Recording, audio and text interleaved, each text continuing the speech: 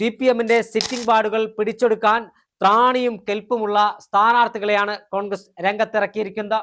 KSUവിനും youth കോൺഗ്രസിനും മഹിളാ കോൺഗ്രസിനുമെല്ലാം അർഹമായ പ്രാതിനിധ്യം ഉറപ്പുവരുത്തി എല്ലാവരെയും ഉൾക്കൊള്ളുന്ന തരത്തിൽ സ്ഥാനാർത്ഥി പട്ടിക പ്രസിദ്ധീകരിച്ച ആദ്യഘട്ട പ്രചരണം പലയിടങ്ങളിലും കോൺഗ്രസ് തുടങ്ങിക്കഴിഞ്ഞു.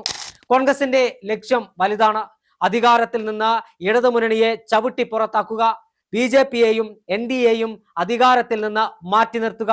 ഈ വലിയ ലക്ഷ്യം മുൻനിർത്തിയാണ് ഇത്തവണ കോൺഗ്രസ് തദ്ദേശ സ്വയംഭരണ സ്ഥാപനങ്ങളിലേക്കുള്ള തെരഞ്ഞെടുപ്പിൽ പോരിനിറങ്ങുന്നത്. അതോടൊപ്പം തന്നെ കഴിഞ്ഞ തദ്ദേശ സ്വയംഭരണ സ്ഥാപനങ്ങളിലേക്ക് നടന്ന തെരഞ്ഞെടുപ്പിൽ പാലക്കാട്, പന്തളം നഗരസഭകളിൽ BJP ആയിരുന്നു അധികാരം പിടിച്ചത്. ഈ 2 നഗരസഭകളിൽ നിന്നും BJP ഭരണത്തെ തൂത്തെറിയുക എന്ന ഉത്തരവാദിത്വം കൂടി കോൺഗ്രസിനുണ്ട്. അതിനുവേണ്ടിയുള്ള പ്രവർത്തനങ്ങളുമായാണ് കോൺഗ്രസ് മുന്നോട്ടു പോകുന്നത്.